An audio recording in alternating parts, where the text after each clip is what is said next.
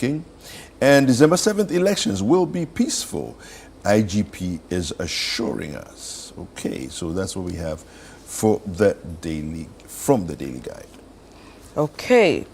The Ghanaian publisher, Afenyo Marken fires up NPPO. Our unity is our victory. A Blackwa's hypocrisy exposed. NDC bought only 60 drip machines for 27.7 million euros. And then YEA transforming lives in Western region.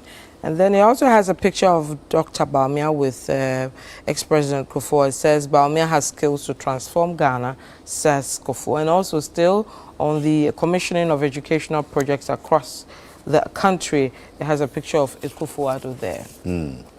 All right, the new publisher says, Afenyo Marken, we can't rely on only Ashanti region votes. Let's unite, work hard to win Central for NPP. We also have no wrong deals in DRIP. This is coming from the District Assembly Common Fund. Okay, let me take you to the anchor.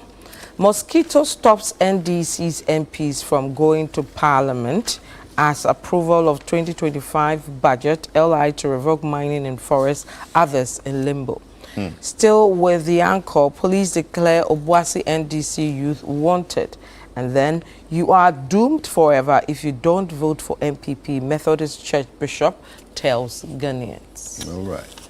The Republic Press says police has no side, IGP assures ahead of 2024 elections. Asidu Nketia draws battle lines, charges NDC MPs to boycott Parliament.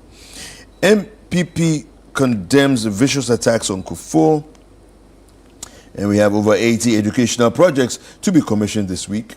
We also have court sets deadline for states to file witness statements in Bishop Salifo Amako's trial. And finally, employment. I will create jobs for Ghanaians. Kwabena Andrews promises. Okay. The Informer, IGP warns against violence, admonishes citizens to shun selfish politicians. NPP, okay, sorry. Bawumia won't be divisive leader Kufuor this election 2024. Still with the Informer, Mahama Boy insults Kufuor PWDs for expressing view regarding Bawumia. And the Informer, Supreme Court ruling on vacant seats, stay away from Parliament, as Asidu Nketia tells NDC MPs. And Jospon speaks up at COP29, urges capacity development towards carbon financing. All right, the custodian. So the custodian says President Kufuor urges timely completion of Dome Ketase road project. Oh, so okay, that's the Dome Kwabenya to Ketase through Brekusu. All right. Chiefs commend IGP Dampare for transforming police service. We have Ashanti region falls for Bawumia, greeted with rousing welcome by enthusiastic crowds. Jospon Group steps up climate resilience efforts, and we have Kufuor others to commission over 80 education projects. That's what we have on the front page of the Custodian. Daily Analyst. EC burns ballot papers with errors. Fair Wages gets new office complex. And then Akosombo Dam spillage, 1,600 homes and 3,304 farms were destroyed. This according to a report. Still with the paper, the debt at National Security, Part 1. How coordinator attempted to sell residence to estate developer. Here's a picture of the National Security coordinator, Edward Kwaku Asomeni. And then still with the paper, December polls, police will remain neutral and professional, IGP assures nation. And then finally with that paper, top police officer holds before PPSB over alleged destruction of property. All right, the Inquisitor gives us these headlines. Not stopping at anything. Galamseyers invade Nuong Forest. Legitimate owners of concession overwhelmed. Atachia is speaking here. Supreme Court not an extension of Jubilee House. Napo's convoy not involved in an accident. Kojo Upoku asks JM 24 questions on 24-hour economy. YEA makes giant strides in employment creation at Western Region, and Mahama to restore people's trust in government. Upon Fosu speaking there. Okay, let me take you to the Punch newspaper. I am number 2 on the ballot. Joanna Jan Kujo confirms. And finally, equality and justice are requisites for peace. General Mosquito there. All right. I'll just give you one more, and then we can look at some details there. On the Daybreak, Nuam Forest, Deputy Minister spotted in illegal mining. Okay. We have government commissions 80 educational projects this week. Police will be professional, says Dampare. $100,000 land fraud case. Clote Kole MPPC Ninoi fingered. And we have the 24 questions to Mohammed's 24-hour economy. Razak Opoku writes. Okay, finally from me, BNFT, rural banking, our locked up funds have been held too long. RCB's proposed reduction in corporate tax to 18%. And then telecom industry contributes over 9 billion Ghana cedis in taxes.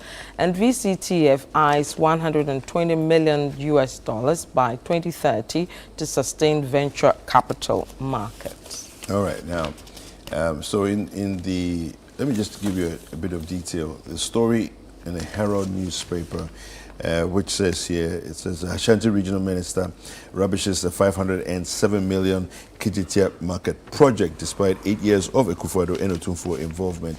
The story is on page 5 of the paper, and it says here, after nearly 8 years in office, the Ashanti Regional Minister now sees the Kumasi Kijitia project constructed by the John Mahama administration as an ill-thought project, stating that the project did not solve any issues, but instead contributed to congestion in Kumasi.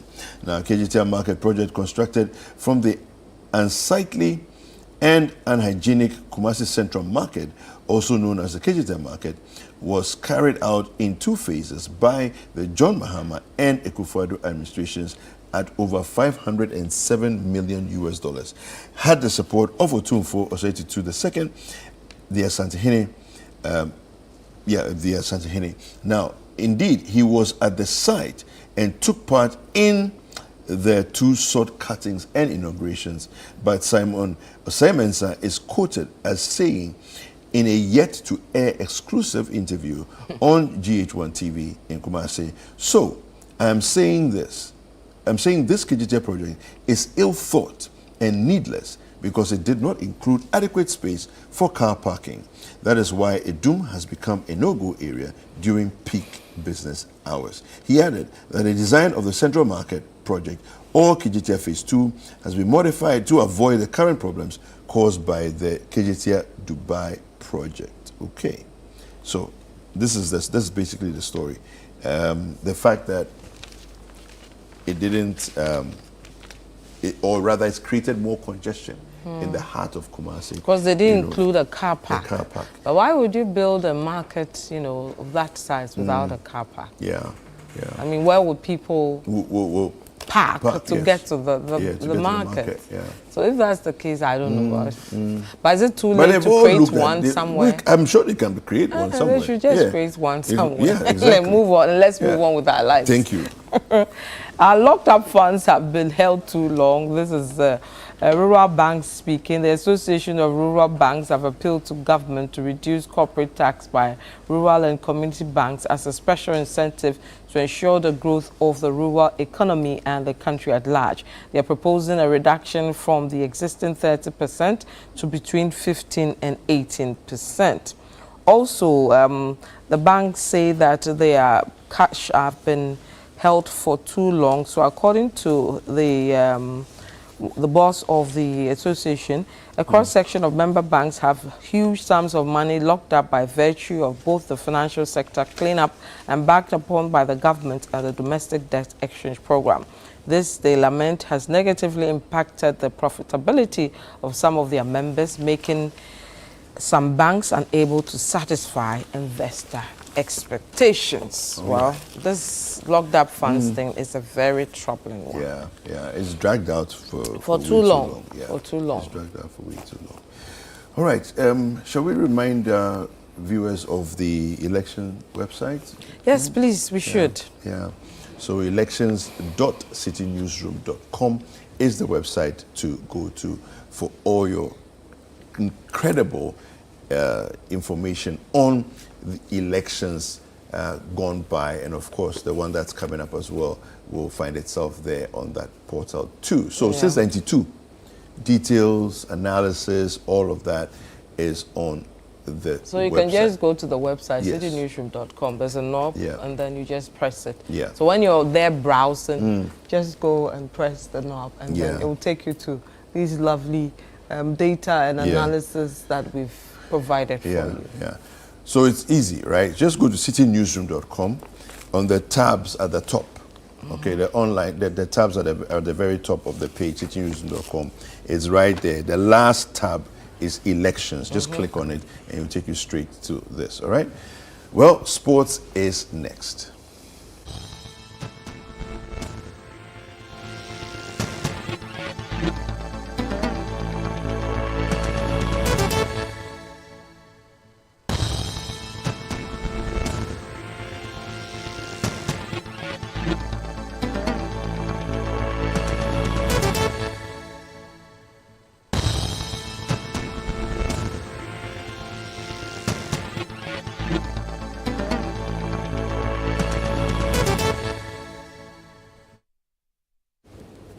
Welcome back. It's time for us to get into some sports news. I'm going to be starting with the Ghana Premier League, Week 11. Ashanti Kotoko's horror run in the league continued with a 2-0 home loss to Nations FC on Sunday.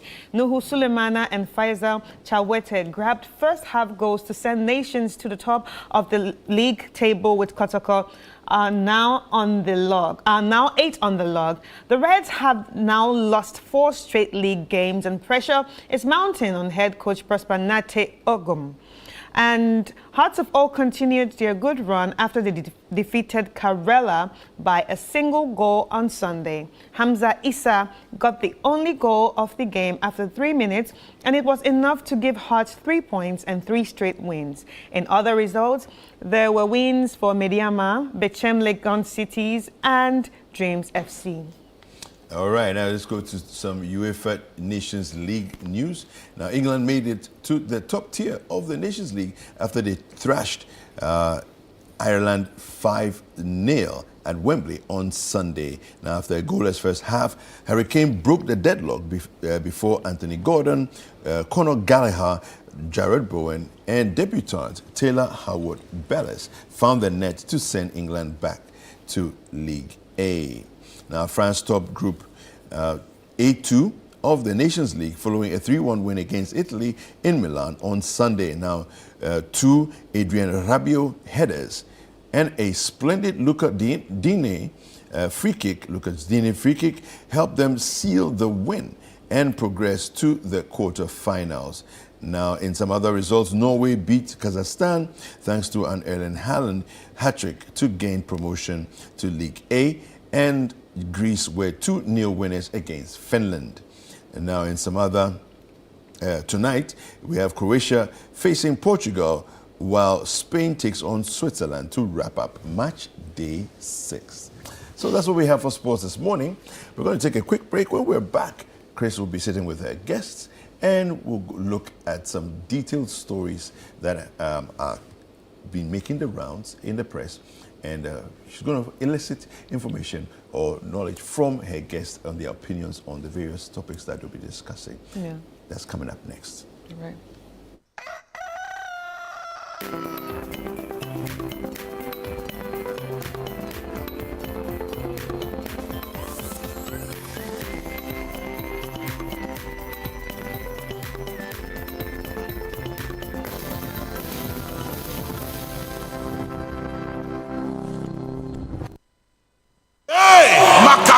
Get ready. Every objection against you is hereby dismissed. For Impact 2024 with the Archbishop Nicholas Duncan Williams, Reverend Dr. Eastwood Anaba, Apostle Joshua Selman, Apostle Isi Igeneba, Bishop Dr. Bernard Ojiri Asari, and Reverend Dr. David Entry. November 24th to December 1st, 9 a.m. and 5 p.m. daily at Action Chapel International, Prayer Cathedral, Dominion Arena. For inquiries or pass information, call 059-230-0069. Look around. Home also need a makeover. Oh, mine clearly does. So we went to Ashroom and found the Como collection. It had everything we're looking for and more. Matching furniture for the entire home, designed with you in mind. Where's Como collection? Dressing up is just a breeze. Always ready with a perfect accessory. A magic dressing mirror. One look and you're ready to face the world. Or at least the kids. A bed perfect for young men who want a table that turns into a treasure chest. And finally, a sofa with this grand TV unit for family time at home. Head over to any Ashphone store now and discover the new Como collection. Ashphone, feel it, know it. A vote for the MPP candidate in this 2024 election is a vote for a third term for Nana Akufo-Addo. Why they are desperate to break the 8 is to do a cover-up of the 8 years of atrocities that they have inflicted on Ghanaians. Stand this way. Go this way. Come this way. Vote John Dramani Mahama for president. Trustworthy, honest, and reliable. Vote for change. Choose the umbrella. Vote John Dramani Mahama and the NDC.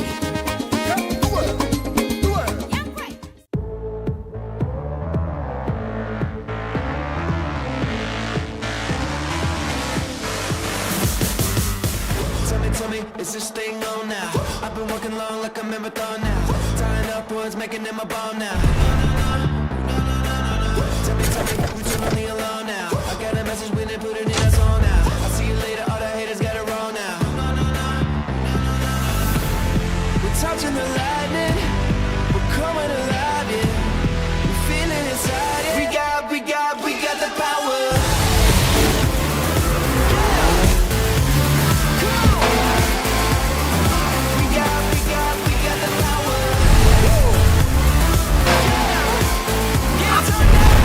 Tank 300, where power meets elegance. Call us on 0501 772222 or 0501 773333.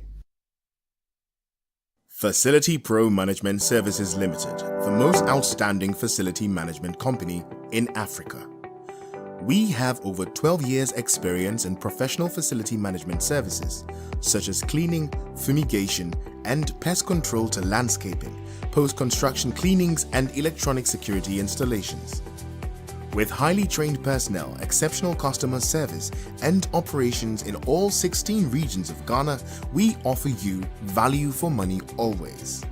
Facility Pro, trusted by top brands like Scania West Africa, Orca Deco, Robert Bosch Ghana, National Communications Authority, First National Bank, Consolidated Bank Ghana, Zenith Bank, Brain Hill International School, Villac International School, just to mention a few. Let us maintain the value of your property. Facility Pro, maintaining the value of your property.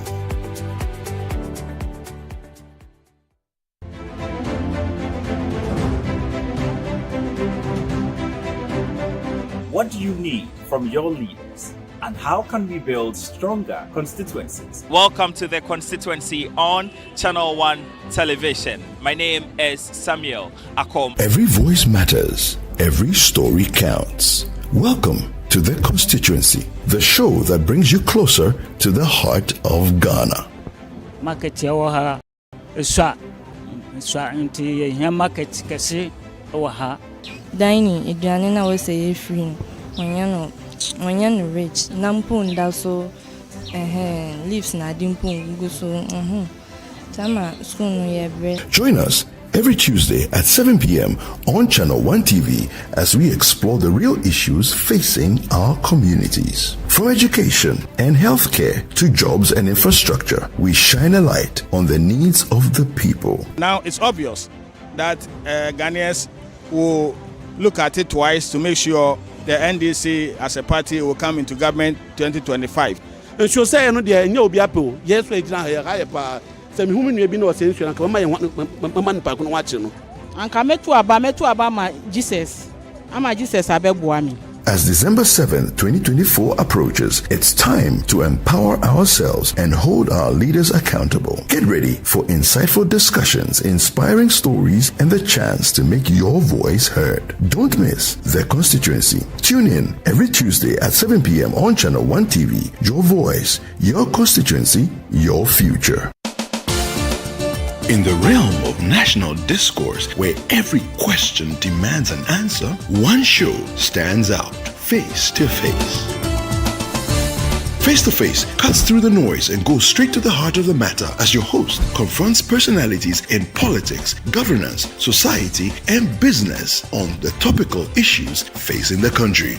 If you said to me that you made £1 million out of scraps in the United Kingdom at age 19, that will raise eyebrows, and I ought to ask you how you made it. Umaru, first of all, if anybody wants to find out how I acquired my wealth before even 21, it's on the internet. You know, I have built hotels. I've done all of that. It's all there. It's bringing me income. It's yielding. I'm creating employment.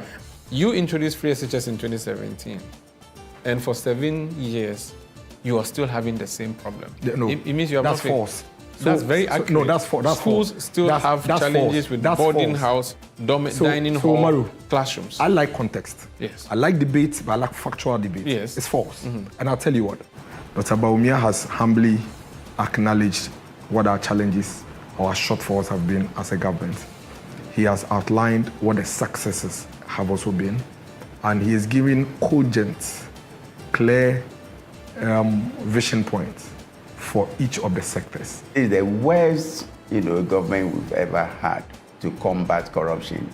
Join Umaru Sanda Amadou every Tuesday at 9 p.m. on Face to Face as he explores the issues that shape our nation. Only on Channel 1 TV.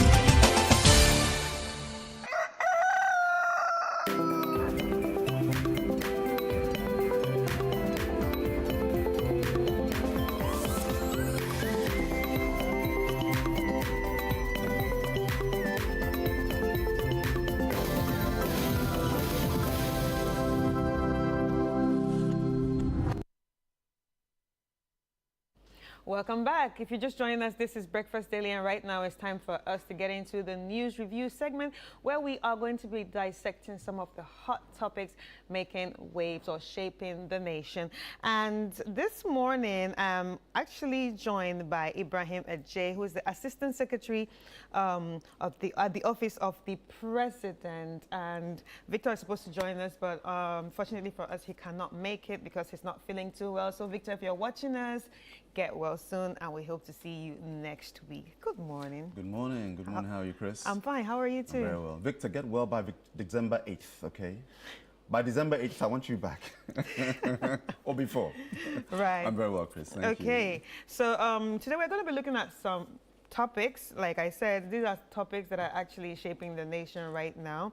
And some are parliamentary, and some obviously are a bit judiciary. So we're going to first look at the parliamentary impasse, where the political standoff in parliament continues to escalate. In a dramatic move, the NDC chairman Johnson Esiedu Nketia had called for MDC MPs to boycott parliamentary sessions in protest. This bold directive could actually have significant ramifications for parliamentary business and national governance. So I actually saw this topic on some of the papers this morning, and we are going to read an article about it on citynewsroom.com. Okay. All right, so I can't seem to open that now, but then we'll just get straight into it while I sort out myself in opening this. What are your views on, what he said? Okay. Well, very good morning once again, Chris. Yeah. I mean, it's, how can I call it? It's not typical General Mosquito, Yeah. Seydou Nketia, but that's his style. Yeah. And what's his style? He wants to put party before country. Okay. You have here an issue whereby the Supreme Court, Chris, Right. has given its judgment on the issue regarding the vacant seats. So when the Supreme Court has actually delivered its verdict, Right. everybody has to do what? Toe the line, and it's business as usual, so to speak. So the stance that he's taken, he's a heavyweight within the NDC, the National Democratic Congress. He's a heavyweight. And that kind of, he's the chairman no less, am I right? Yeah. And that kind of, let's say, order, inviting the NDC MPs not to convene in Parliament when recalled, goes against the tenets of Parliament. Because remember, the members of Parliament are representing their constituents. Right. They're not representing Seydou Nketia. Right. Now, somebody said to me, oh, but Ibrahim, what about when the NPP, likewise NDC, walk out of Parliament? You walk out on an issue. You have every liberty and every right to do so as a member of Parliament within your caucus. But when the issue for which you are walked out is then taken up by the Supreme Court and it gives its verdict, everybody must come home and represent your constituents.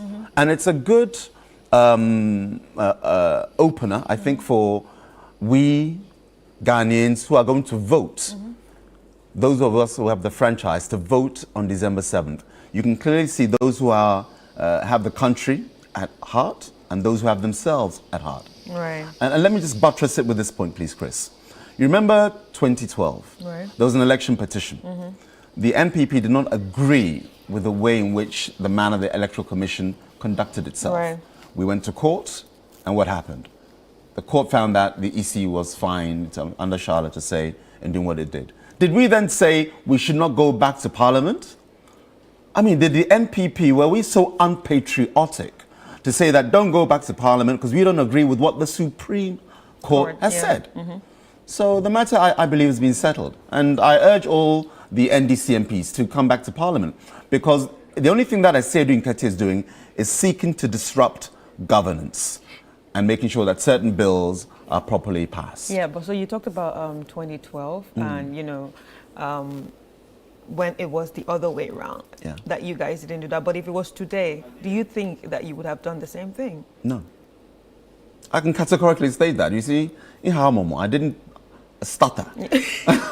Yeah. And because look at I'm talking about a higher authority. So you would have respected the higher authority? As we did in 2012. Okay. In 2012, did we say we not go agree? No, we said, and President Akufo-Addo, then candidate Akufo-Addo said, while I disrespectfully disagree with the Supreme Court, I accept their ruling and will not allow for any one drop of blood to be shed because of this issue. Right. You know? Okay. So that's my answer. Yeah. So if you're just joining us and wondering what is the context of our discussion, I'm just going to read an article on citynewsroom.com. No NDC MP should set foot in Parliament if recalled. That's by Seydou Nketia. The national chairman of the National Democratic Congress, NDC, Johnson Seydou Nketia, has instructed the party's members of Parliament to boycott any emergency recall of Parliament, claiming such sessions are aimed at advancing corrupt agendas. Speaking to supporters in the Western region on Saturday, November 16, Seydou Nketia alleged that with the 2024 general elections fast approaching, the majority caucus has no genuine justification for reconvening Parliament other than to pursue dubious objectives. I quote, "Let no NDC MP set foot in Parliament. If they like, they can go and burn the sea. There's no work in Parliament that can be said to be an emergency. There's no emergency. Parliament will only be recalled so they can continue with their insatiable corruption they have perpetrated for the past 8 years.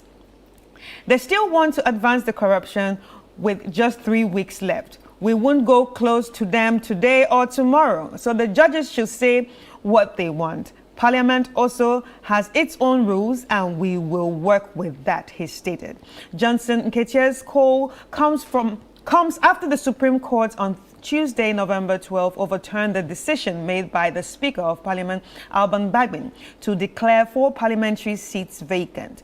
This ruling was in favor of a challenge presented by Majority Leader Alexandra Afenyo-Markin. In a detailed ruling delivered on Thursday, November 14, the five justices who backed the majority leader asserted that a parliamentary seat can only be considered vacant if a legislature switches political parties while retaining role in Parliament. And there you have it. So this is where we are getting our context for the discussion for. But how might this actually impact the legislative processes, especially with the business of Parliament and how it functions? Do you think they boycotting will actually affect Parliament's business? Well, you need a quorum, first and foremost, in order for, that's 2/3, I think, if I'm not mistaken, must be there. I'm yet to be directed, maybe, I'm sure one of our viewers will quickly Google and let you know, but I'll check it later. But you need a quorum. That said, unless there are extenuating circumstances whereby Parliament's job, because I don't think Parliament can be held to ransom. Yeah. And I want Asiedu Nketiah to understand, the MPs, and he's not an MP, you know, they represent us. And so they have to do our bidding first and foremost. Whether you like it or not, go and argue your case for your constituents and make it be captured by Hansard. And he says that there's no emergency. I believe gender equality is an emergency. And we have the Affirmative Action Gender Equality Bill that was laid on October 31st by Honorable Dakwa Newman. Now, when you have a bill looking to make sure that the 2 main components of Ghana, who are what? The men and the women. That there is parity. I've always said that you find that within Ghana's economy, the drivers of our economy are the women. I mean, it doesn't even bear debating. Just go from the market to the farm. You see, and to the and within the fishing industry as well, women drive this economy. But they are then lacking at the decision table. Where decisions are made, they are lacking. And what you want to do, the gender equality is encompasses so many areas of civil and social life, as well as political life. And this bill is looking to make sure that we are equal partners within that space we call Ghana. And you, Asiedu Nketiah, saying this is not an emergency? To our women, you heard it from him. And so you know where to vote come December 7th. Then again, you have the Chartered Institute of Human Resource Management Bill. Again, that's there. The Complementary Education Agency Bill. I won't go through the details, but these are all looking to add value within our educational service system, making sure that, again, we strengthen the human, let's say, the word I'm looking for, human resource base. I'm talking about children's education. So all the nuts and bolts to make sure that education from the top down, where you make sure that, again, the teacher first policy, which is what making sure that teachers are well remunerated, which is what the NPP has done since 2017. And you haven't had any instance of teachers going on nationwide strikes where they have issues, as NAGRAT did, then they bring it to the fore and it's resolved. So you're having bills that, again, the educational personnel, the human resource base there, have lobbied Parliament, have lobbied leadership and say we need these things to actually make sure that we work correctly and efficiently. And you, as Asiedu Nketiah said, it's not an emergency. Sit at home, don't come. I'm of the view that the NDC MPs, they are the ones who are going for election on December 7th. We have some 19 days left, am I right? And I'm sure that they want to safeguard their votes and not be led down some narrow path by Honorable Asiedu Nketiah. True. Yeah, he's been an MP before. He was an MP in a previous life. And now, given what that means, Why are you denying or preventing your members of parliament? And I say preventing because they had an issue. The matter, I'm talking about the vacant seats, was taken to the Supreme Court. The Supreme Court then adjudicated, and it's there. Go to Article 97, Article 99. The instruments that have given the Supreme Court that authority to actually adjudicate on this matter has been resolved. So now you have no excuse. I'm talking the NDC MPs. Come to Parliament and add your voice to these bills that are there. Because your job is not just to be an opposition. Or be a majority or the minority. Yeah. Your job is to add value and input. There are many bills which have taken shape because of the input of both sides. A bill comes, sebi, naked, Chris. Yeah. But it's so everybody needs to put, you need to clothe it with opinion and shape it. Because wisdom is not a monopoly held by one party. Right. And so, there, as we're saying, I'm patting them on the shoulder, all the MPs. Because you see that from 2017, and of course before, Chris, Ghana has, in leaps and bounds, changed the face of our governance, our society, leadership, morals and what have you, infrastructure, across all policy sectors. And that's because both sides of the House, I'm talking NDC and MPP, and those who are independent, have come to add value to the policies. So when we're saying Ghana is doing well, it's based upon a foundation of policy and leadership. And those policies come about when they are laid before Parliament. So to the NDC MPs, don't be led down this garden path. Come and defend, come and attack, and come and add value to these important bills that have been laid before Parliament. Right, but from your own perspective, so what alternative strategies would you advise NDC to employ without being biased in expressing their grievances right now? I mean, they say vox populi, the people's voice. What you need to do is articulate your position. At the end of the day, you want to have a buy-in from the populace. So mention that maybe under duress, if I can put it that way, you're going, given that you do not agree with the Supreme Court, but that's the nature of the land. You agree when the referee blows the whistle. If we're playing football, Chris, and either I'm winning or you're winning, once the whistle is blown, we accept the result there. That's what you need to do.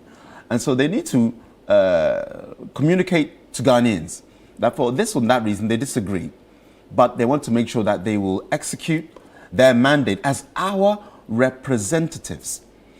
Parliament, it means the place to speak. It comes from the French word parler. Parler français, do you speak French? And the mot, M-E-N-T, is where we get in English, you said speedily, hurriedly, quickly, ashamedly, fantastically. Whenever you hear the L-Y that we see in English, the French version is mot, M-E-N-T. So Parlement is a place to speak. In the 18th century, the national or the international language was French. 2/3 of the English language, when you go to the dictionary, was taken from French. So we're taken from the French. Exactly. So why am I giving this preamble as to the etymology of the word parlement or parliament? It's the place to speak. It's the place to have your voice heard. So if you have any grievances, why not you just talk about it? Come to Parliament and let your voice be heard. And you can actually win souls, you can win people's admiration when against something you do not agree with, you are still there doing the bidding of the people. Coming to us. Because then we have the criminal offences bill. That's another bill that is there. We want security, food, shelter, health, education, all designed to create wealth for Ghanaians and a better standard of living. Your job is to add value to that objective. Come to Parliament. Right. Anyway, so still on the issue of the vacant seats, the fallout from recent judicial rulings is generating widespread debate, especially for the fact that there's another debate right now. Togbe Afede, a respected traditional leader, has expressed strong disapproval, describing some of the rulings as defying logic. This comes amid the growing concerns about the judiciary's role in political matters. We actually have an article on citynewsroom.com, recent judicial rulings defy logic, Togbe Afede.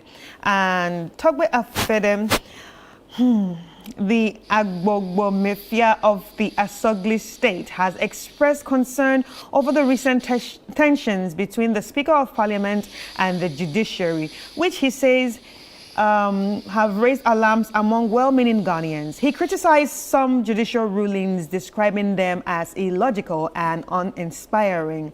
His comments come after former Supreme Court Judge Justice William Atugugba also raised issues over the composition of the Supreme Court panel that ruled in favor of the majority leader Alexander Afenyo's Markins suits, challenging Speaker Alban Gbabin's decision to declare 4 parliamentary seats vacant. Atugugba described the majority ruling as predictable, given the panel's makeup. Togbe Afede, in an interview with journalists on the sidelines of the 9th congregations of Essing Global College at Pong in the Krobo municipality at the Eastern region, lamented the state of the judiciary and its recent interpretations of the law. It's unfortunate, I quote, "It's unfortunate that a former Supreme Court justice said the judiciary has become very predictable. It's unfortunate. And some of the decisions that have been made by the judiciary have not been very inspiring. We want the judiciary that we all know exists to protect us all, ensures freedoms, and ensure fair justice delivery. But happenings recently have given us cause for concern. Sometimes, in some ways, the laws interpreted just defy logic." What are your thoughts on his assertion? Let me start this way. Togbe Afede is a friend, a personal friend. Okay. I know him and he knows me. And so he's my chief. Right. Yes. I'm a Gan, but he's my chief. Right. Yes. My wife is from Pando. Okay. So of course, he's my chief. What I want to say on this is that he's entitled to his view. But I want to proffer my opinion in the context of the Constitution. Because Chris, when you say that it defies logic, from where was the logic pulled from? I'm talking the Supreme Court's determination. From the Constitution. Article 99, 97, it's there. Unless you want to somehow tell me that the Constitution is wrong. The Supreme Court justices are speaking to the Constitution, which gives the Supreme Court, the High Court specifically, the power to declare a seat vacant. Now, people say, but hold on, this happened during Honorable Michael Quay Sr.'s time, when they declared the Fomena seats vacant. Now, why did nobody challenge it? And I mentioned that Honorable Mahama Yaraga was maybe a lone voice, but nothing was done. He didn't carry it through. Why was nothing done by the NDC MPs specifically? I'll explain why. Because a seat has been declared vacant. They saw that there was a schism within the Fomena seats, Honorable Asiama, who had gone independent against the party. And so for them, it was in their favor. Thank you, Michael Quay Sr., the speaker then, for declaring the seat vacant. You know, divide and conquer. The MPP will lose a seat. So the NDC MPs kept mute. Instead of questioning and challenging the speaker, save Honorable Mahama Ayariga, why didn't you speak? Because it was in your favor. But it was, what the speaker had done, Michael Quay Sr., was in contravention of the Constitution. But you felt that it was in your favor. Right. But Alhamdulillah, Rabbil Alamin, he won as an independent, and then he sat with the majority. So it was cause 90 for the NDC. Now, the same situation has arisen. And the NPP, through Honorable Afenyo Markins, Member of Parliament for Efutu, has taken the matter up to the Supreme Court and said, hold on, what has transpired is against the law. It is ultra-virus, outside of the law, what the Speaker has done.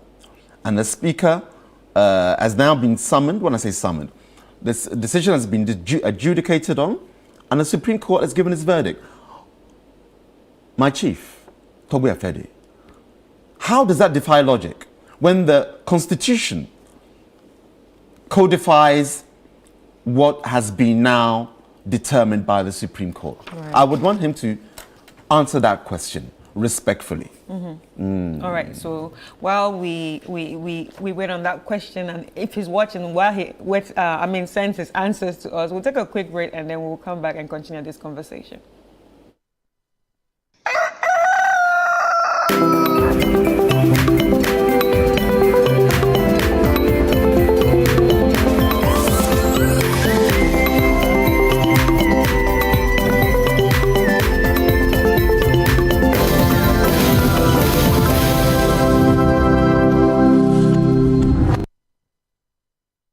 Dr. Baumian once said, teachers are suffering, teacher trainees are suffering, nurses are suffering, and nursing trainees are suffering, patients are suffering, students are suffering, traders are suffering, pensioners are suffering, drivers are suffering, contractors are suffering, civil servants are suffering, and farmers are suffering. Fishermen are suffering, and industries are suffering. Artisans are suffering, and kayaye are suffering. The disabled are suffering, and men are suffering. Women are suffering, and children and Ghanaians as a whole are suffering. Vote John Dramani Mahama for president. Trustworthy, honest, and reliable. Vote for change. Choose the umbrella. Vote John Dramani Mahama and the NDC.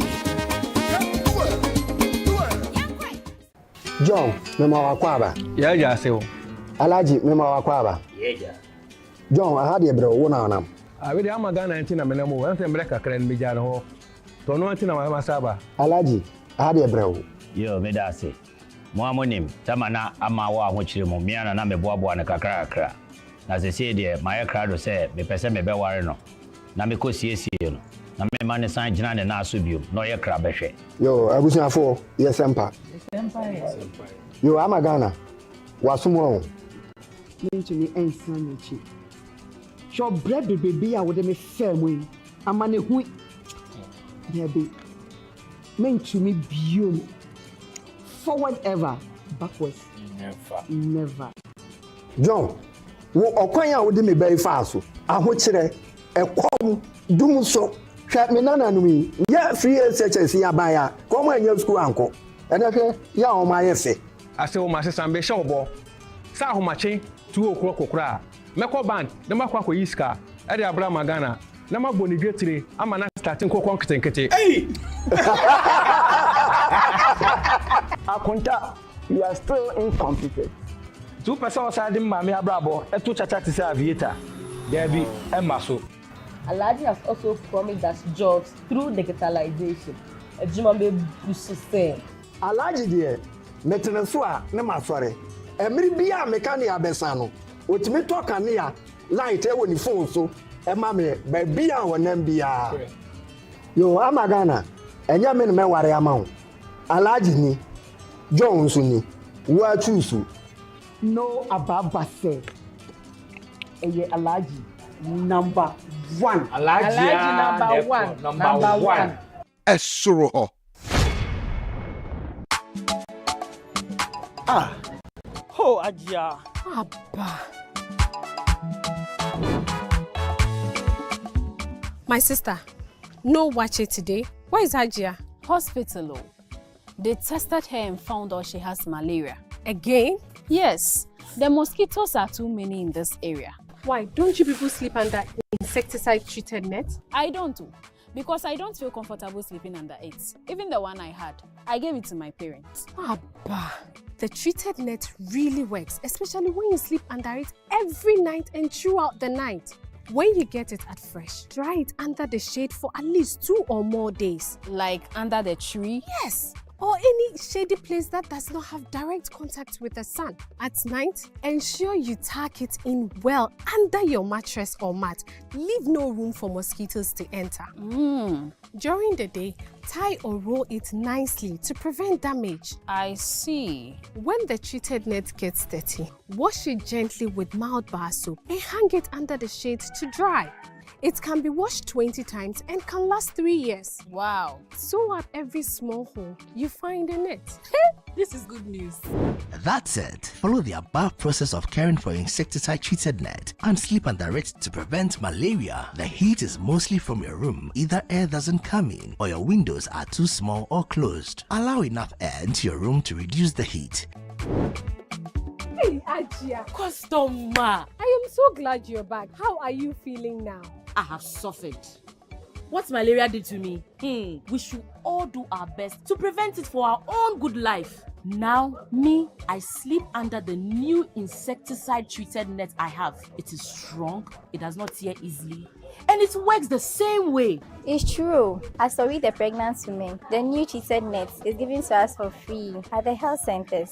Let's all come on board Good Life to eliminate malaria now. Good Life, live it well. It's an everyday thing. This message is brought to you by the Ghana Health Service and partners with support from USAID and the US President's Malaria Initiative.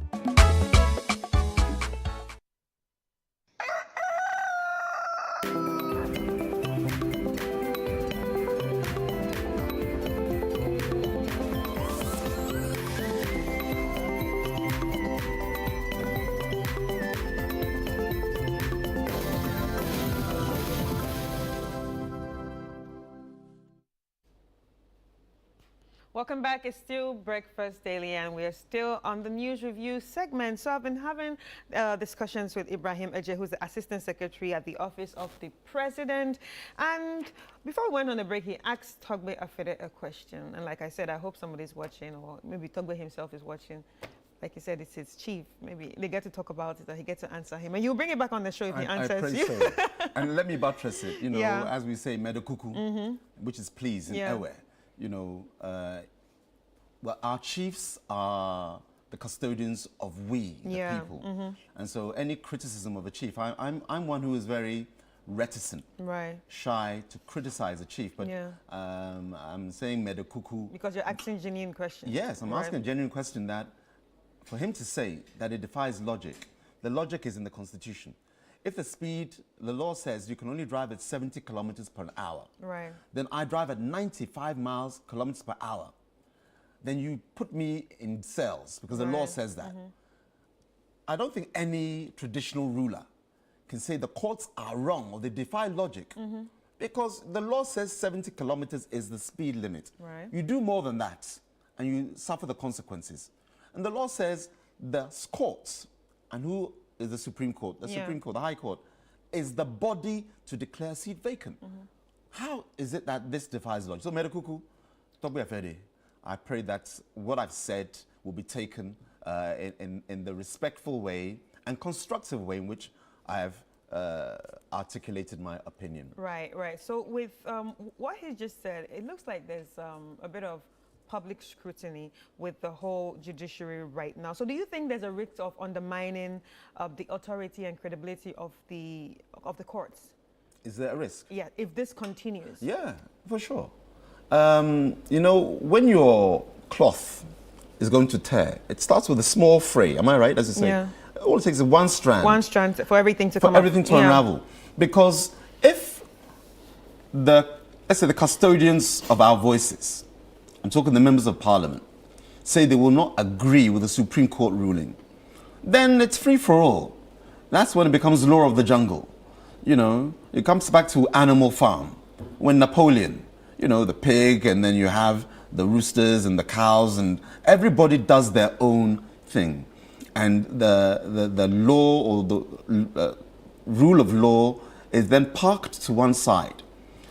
in order for us to progress, you have to agree that when a decision does not favor you, you will accept the outcomes and abide by the instruments of that agreement. Right. Yeah. Right. So it is a risk, Chris, you're right. Right.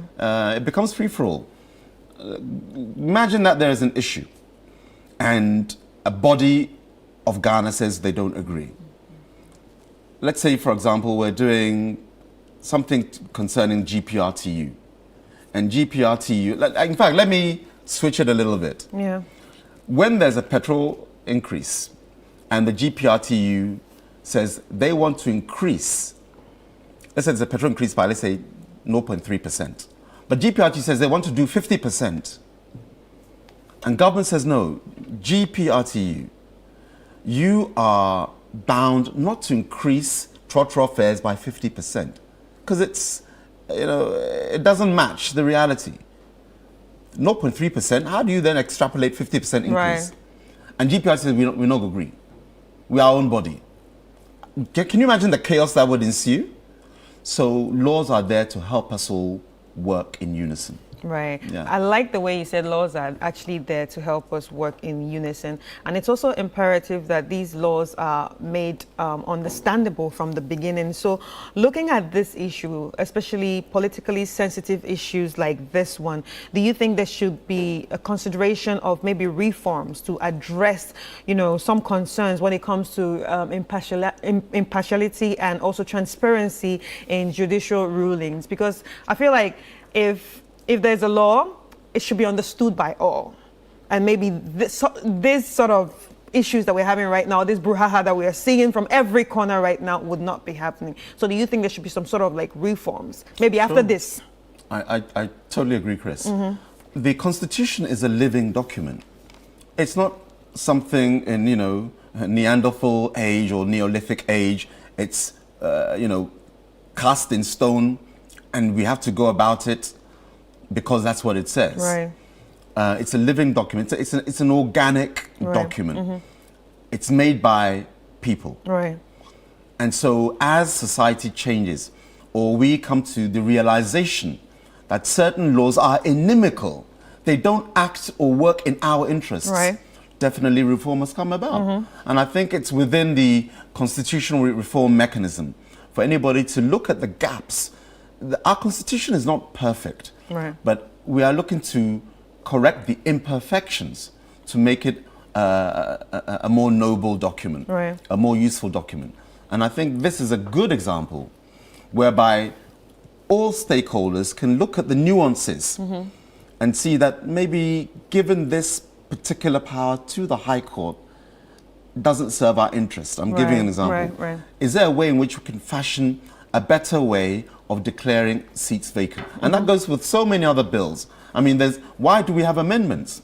To have an amendment means that there's been a flaw somewhere or a lack of an ingredient which needs to be now bolted on. Right. The amendments are there, and by their very existence shows you that things have been changed. And you change things if you find that it's not working well, or you improve upon things in order to make them more efficient, not change for change's sake, but you want to add value. And so you open that door for amendment. So 100% agree with you, Chris. Yeah, okay. All right, let's look at, still on the Supreme Court. We have an article here on channel1news.com. And it's criticized Supreme Court with caution, and that's by former President John Agyekum Kufuor. Former President John Agyekum Kufuor has called on Ghanaians to exercise restraint and moderation in the criticism of the Supreme Court and other key state institutions.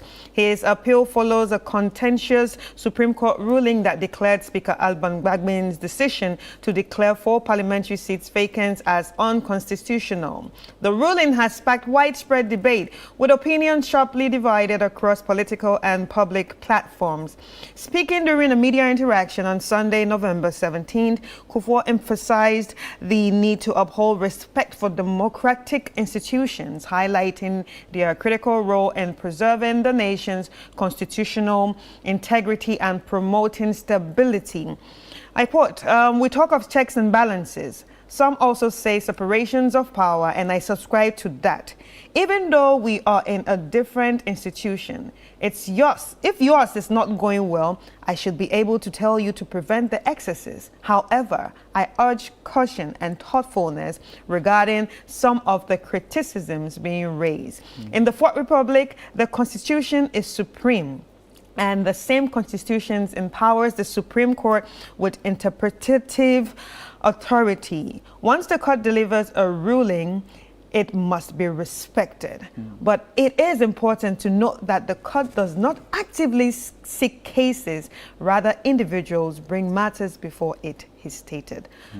Political poison is judiciary at its peak, and that's by Justice Atukugba, that last line.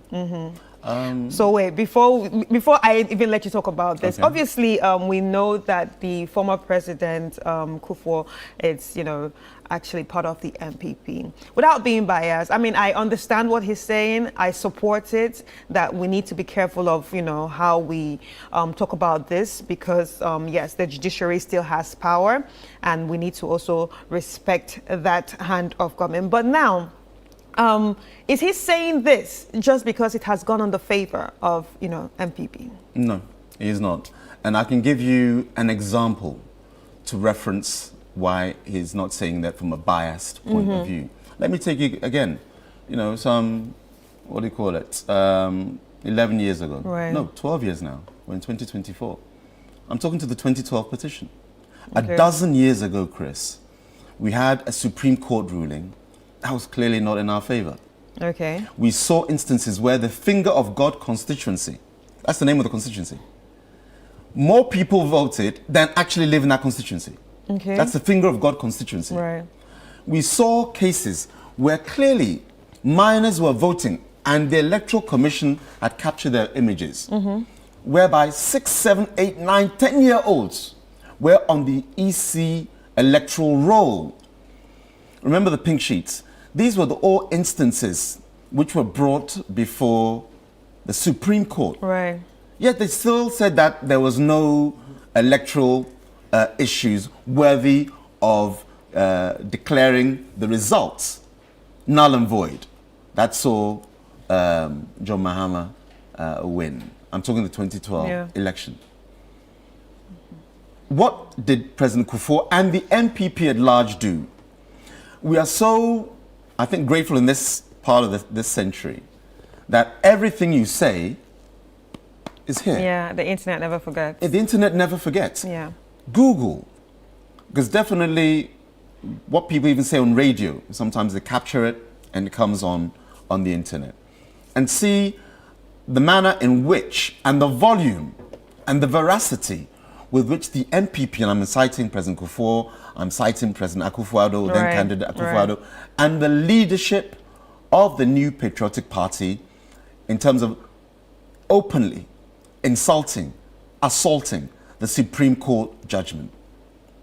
You'll be hard pressed, and I'm throwing that, not challenge, but that opportunity to our viewers now. I'm not saying there was not any insults, but by the leadership who, if you will, garner the opinions of their base, the New Patriotic Party, there wasn't any.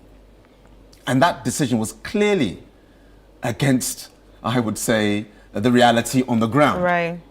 So, and yet it didn't, if you will, trigger any insults. Right. And caution was not thrown to the wind. Right. Everything was done in a way that preserved the sanctity of the Supreme Court and looked to the unity that we wish to achieve as a nation. In life, you will never get everything your own way. But know that if you are committed, if you are purposeful, if you are determined, God willing, inshallah, Allah will create that path for you. Right. And you take it like that, that it's one of the constructs of God's will, that I've done everything, yet I haven't got what I wanted. Right. And that's how the MPP saw that ruling. So, and within that ruling, we acted in a way that I'm sure many people, including the NDC, will say was decorous. So there's no somehow, if you will, bilateral, what's the word I'm looking for, Chris? We're not being two-faced in this issue. Hypocritical. Hypocritical. Yeah. Mindaboshi. Akbe. You know, we're not being hypocritical at all in this issue. And why is President Kufuor saying this? You have to preserve the whole. Instead of thinking of your canoe, think of the ship. Yeah. The ship is Ghana, Right. and the canoe is maybe your political party. On any given day, Chris, the ship, I'm talking Ghana, is far more valuable than your canoe, the Right. political party. And so President Kufuor is saying that, look, let us agree, accept, and if you wish to criticize, do so. Right. You know, we're not, it's not a dictatorship. Ghana enjoys dialogue, not monologue. Right, right. And because we enjoy dialogue, let that freedom to speak be done so in a constructive way. Because, you know, when you speak basa basa, you may get your opinion out, Right. but the effect can be worse than you intended. You know, and I'll give you another analogy. How does a bushfire start? How does it start? Just with one spark. Yeah. One carelessly thrown matchstick. Right. Am I right? Generally. I know it's heat and what have you. But a matchstick, Yeah. can cause a whole bushfire. So is it worth your opinion to light that matchstick and say, and then small, so take it and burn?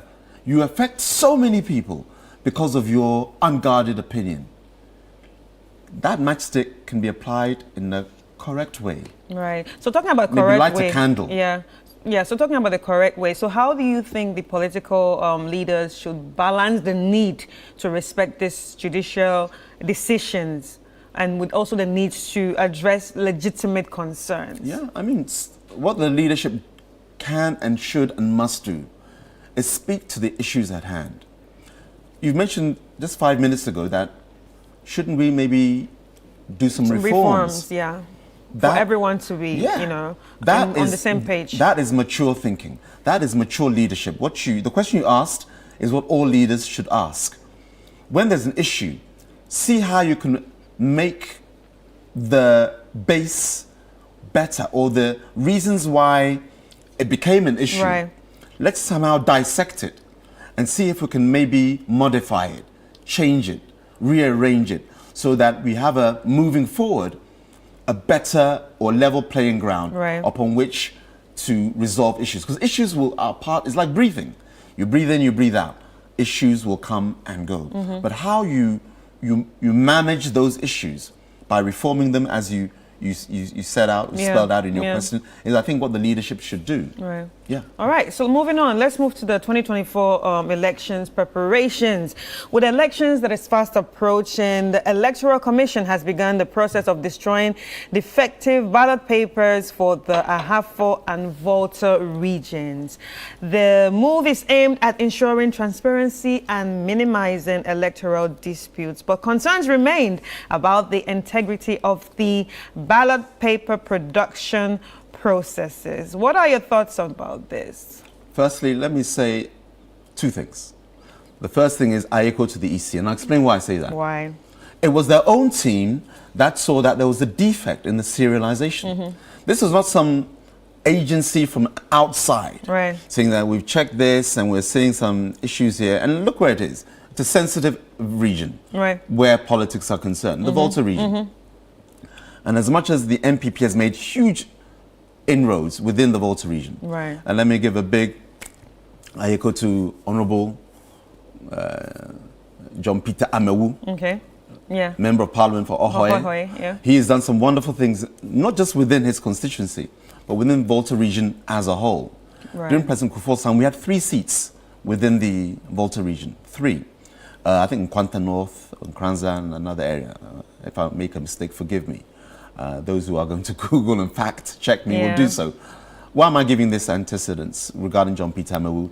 He has changed the face of politics within Volta region, and I believe Ghana at large, because his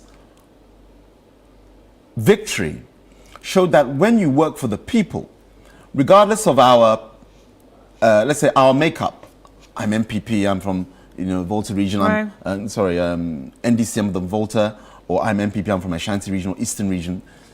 His policy was, look, I'm here to work for you. You, the individual, you, the Ghanaian.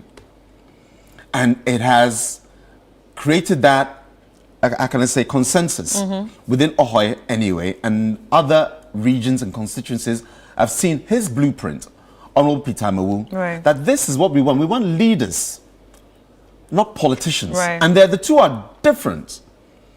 You know, a politician masters the art of politics, and a leader masters the art of people. Right. Do you get me? And what he has done, shown us that put us first, and then we will also put you where you belong. Why am I dragging Peter Mawu? Because it's the Volta region. It's sensitive. The party in power doesn't have much sway there. But from 2000 onwards, we have made huge inroads. If you Google and see the presidential votes that we have gotten year or election cycle upon election cycle. And for me, that's good. It shows you that Ghana is becoming more monogamous, and we are actually working. And so what happened was that the serialization of the ballot papers, the EC themselves saw that there was an issue. Then they went manual. Then the manual process wasn't yielding results. And so what is now is destroying them all in Ahafo and Volta regions, reprinting them. It's called all the political parties to be present when it shreds and burns them. So that's why I say a big ayeko to the EC that they're doing their own internal audit. They saw an issue and they've corrected it. Okay, all right. Thank you so much. Thank you so much. Thank you so much.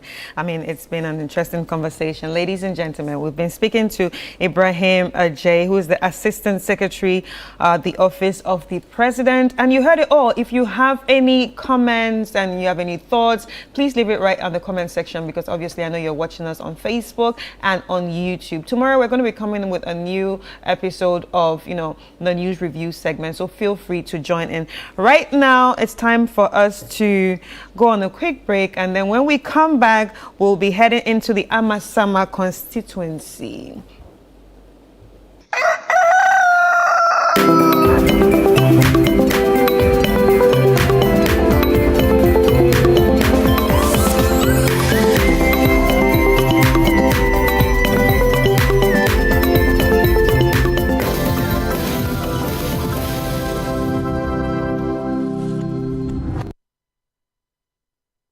Enterprise Black Friday sales no. Yes sir dia ba.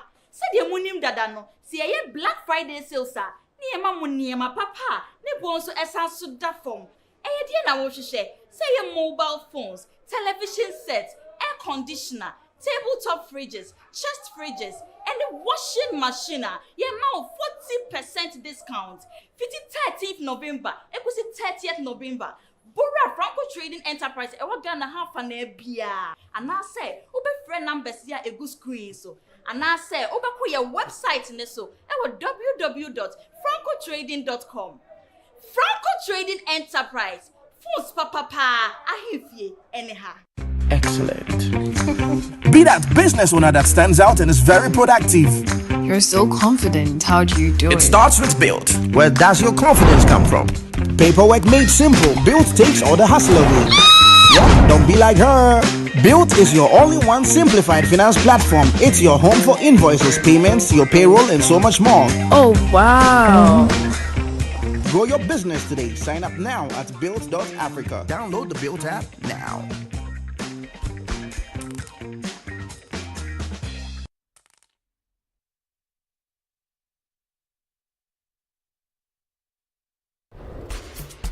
Have not shown sign of settling down. Oh, you don't mean it. How about to deliver Isabella? I might have a solution. You take this and spray twice. Shake the gentleman. Place it on your lips and say the magic word. Yes. You, my darling, are unlucky in love.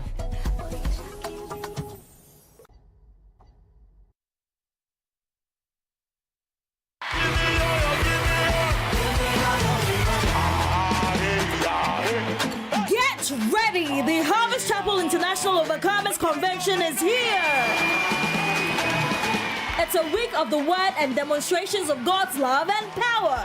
Theme: Wisdom for Building the Church. And God's servants ministering are Prophet Eric Oklu Parsley, Living Fountain Baptist Church, Bishop Ewusi Brookman, Rhema Calvary Center, and Dr. Michael Bwedi Nyamiche, Makers House Chapel International. And it's hosted by Reverend Fitzgerald Donko. Prepare your heart, soul, and mind, and let's meet at Tehillah Temple, Harvest Chapel International, South Tesano, from Tuesday 26th November to Sunday 1st December, 6 p.m. each night from Tuesday to Friday, and 9 a.m. on Sunday. Song ministrations will be by the Harvest Gospel Choir, and Wonyam and Calvis Hammond. Make time to be at the life transforming Overcomers Convention 2024.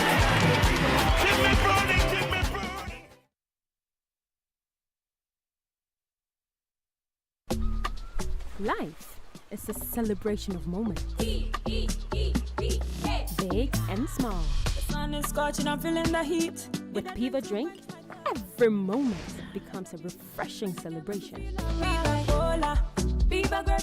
the beach to your home, in every corner of your world, Piva Drink adds a burst of refreshment.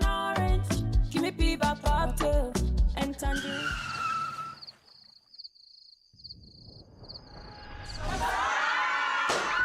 Celebrate every moment with Piva Drink. Refreshment for every occasion.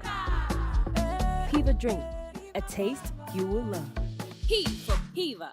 This advert is FDA approved. Luck is everywhere. 8K. Hey, wait. You can put it on his tab. This is my man. Good luck. Bill Radio. We are star 712. I'm on dialing the magic numbers. Star 712. Now welcome to the Luckies. And I'm with me at home ticket. You can buy for yourself or your loved one. Mommy, tell mommy who's here. You're buying for me, right? Or who else? Aww. Let's choose buy tickets for others. Love you.